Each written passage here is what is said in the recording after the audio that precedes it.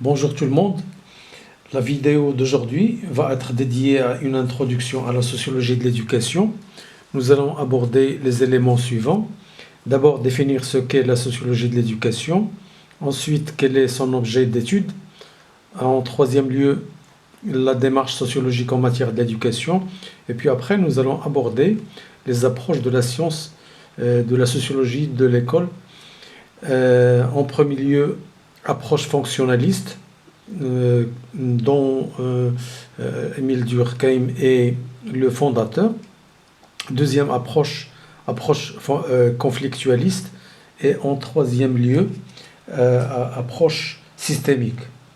Selon l'approche fonctionnaliste, nous allons traiter la théorie du capital humain.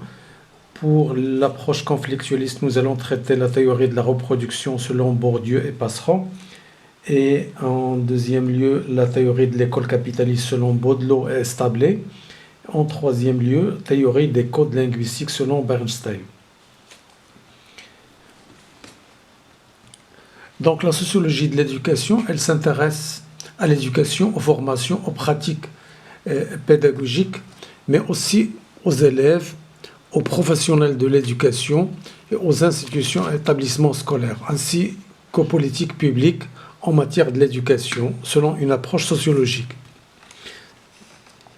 Dans tous les cas, il s'agit d'analyser, interpréter les caractéristiques et les problématiques propres à la relation individu-société ou bien la relation classe sociale-société dans le contexte particulier de l'éducation. Le champ de l'éducation ou bien le champ de l'éducation est approché comme une problématique spécifique, avec le développement des différentes demandes ou exigences sociales dans le domaine de l'éducation et de la formation. Donc la scolarité et la formation des jeunes générations est une institutionnalisation et des processus complexes qui ne cessent d'évoluer avec la société et les conflits sociaux. Donc on peut dire que la sociologie de l'éducation est une science qui traite les faits relatifs à l'éducation et à la formation. Donc les sociologues qui la pratiquent s'efforcent de le faire dans un esprit scientifique. En tant que science nouvelle, la sociologie de l'éducation ou bien la sociologie de l'école se caractérise par une aspiration à l'objectivité et par la mise à l'écart des jugements de valeur sur les objets qu'elle se donne. On peut dire que l'objet de la sociologie de l'éducation est l'analyse des rapports de l'éducation à la société tout en démystifiant la neutralité de l'école. Ainsi, l'éducation est le produit d'une politique de l'action publique. Donc la démarche sociologique démasque la responsabilité sociale dans l'inégalité des chances, la sélection, l'élitisme ou l'orientation scolaire. Et nous allons voir sur ce dessin-là que la sociologie de l'école se situe à deux niveaux, celui de l'école dans la société et celui de l'école en tant que micro-société. Dans le premier cas, on essaie d'établir les relations de la société avec son école. Dans le second cas, on analyse les processus et les rapports qui s'établissent au sein de l'école d'un point de vue sociologique. Donc la sociologie de l'école aborde les questions relatives à l'origine sociale des élèves, à leur carrière scolaire, à leur rendement académique et aux débouchés des diplômes délivrés par cette institution-là. La démarche sociologique, on peut tracer une ligne de démarcation entre deux types de savoirs scientifiques qui sont produits par les recherches sociologiques en matière de l'éducation. D'une part, il y a des connaissances empiriques, ce sont les données chiffrées permettant de saisir objectivement le phénomène étudié. Et d'autre part, il y a les données qualitatives qui proviennent d'entrevues ou d'observations. Dans un deuxième temps, il y a une connaissance théorique. La sociologie de l'école produit des analyses et son ambition est de comprendre et d'expliquer les faits relatifs à l'école et à la formation. Par exemple, un sociologue qui étudie les causes de l'inégalité des chances chez les garçons et les filles observera l'abandon scolaire des petites filles rurales, par exemple, la dominance des coutumes et usages traditionnels empêchant la petite fille rurale à accéder à l'école et se questionnera sur l'impact de la pauvreté qui banalise le décrochage scolaire. Selon les approches de la sociologie de l'éducation, nous allons commencer par l'approche fonctionnaliste qui est fondée par Émile Durkheim. Selon cette optique, l'individu hérite ses potentiels. Donc la sélection scolaire elle est fondée sur les différences individuelles socialement admises. Et la sélection s'établit selon des critères objectifs et les individus sont répartis selon leurs compétences. Ainsi, l'école œuvre à satisfaire les besoins de la société sur tous les niveaux. Donc, au niveau de la théorie du capital humain, la démocratisation de l'école est un moyen de réduire les clivages et les disparités sociales. Ainsi, l'apport de l'école dans le développement de la société est imminent, en dotant la société de main-d'œuvre et de cadres qualifiés, par exemple. Donc, l'éducation, selon cette théorie, c'est un investissement tant au niveau individuel que collectif en vue d'une capitalisation des compétences.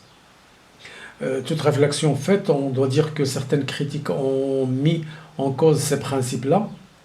La relation diplôme-salaire n'est pas toujours stable, donc le marché du travail ne fonctionne pas toujours selon des règles rationnelles.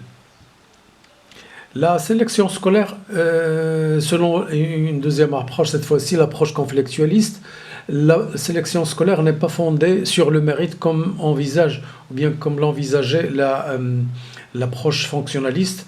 Elle est fondée plutôt sur la disposition à adopter les représentations et les attentes des groupes sociaux qui détiennent et contrôlent le système scolaire, dans le but de conserver leurs acquis et pouvoirs dans la société. Selon Collins, les classes sociales qui détiennent le pouvoir présentent leur culture comme légitime. Ainsi, ces classes-là, elles incitent les classes défavorisées par le biais de l'école à la mobilité sociale, d'où l'inflation des diplômes. En France, par exemple, les travaux de Bourdieu et Passeron, dans les années 70, ont permis d'analyser les inégalités sociales en matière de l'enseignement selon des critères intrinsèques, c'est-à-dire système d'évaluation, orientation scolaire, etc. L'école fonctionne selon la division sociale et de là perpétue la reproduction sociale. Les enfants ne sont pas égaux avant l'accès à l'école dans leur capital culturel, c'est-à-dire dans leur niveau de maîtrise de la langue, les valeurs sociales ou bien les matières enseignées.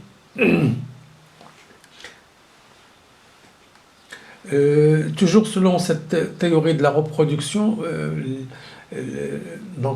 sous le voile de la méritocratie, l'école privilégie en réalité la culture de la classe dominante.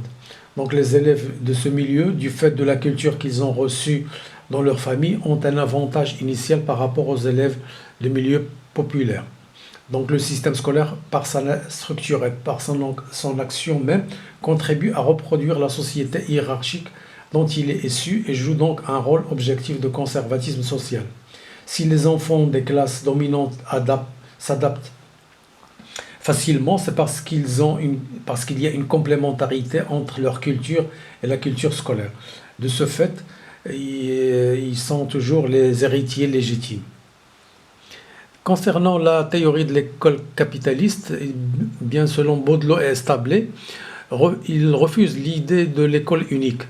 Il la remplace par les deux réseaux, c'est-à-dire primaire professionnel et secondaire supérieur. Donc l'école est un lieu privilégié de lutte sociale et de conflits idéologiques. Les enfants des classes défavorisées se contentent d'une scolarité courte et sont orientés vers des travaux manuels, alors que les enfants des classes bourgeoises plutôt sont orientés vers des parcours longs à caractère rationnel. Donc l'école, en fin de compte, c'est un appareil idéologique d'État. Selon la théorie des codes linguistiques, selon Bernstein, la langue est un mécanisme impartial de la sélection et de l'élitisme. L'appartenance sociale définit les comportements langagiers de l'enfant. Donc les enfants des classes moyennes ou aisées ont une codification élaborée, caractérisée par la fluidité, la richesse, la plasticité ou l'enchaînement. Les enfants des classes défavorisées ont une codification restreinte, caractérisée par une pauvreté syntaxique, ce qui va à l'encontre du langage scolaire et de la logique formelle.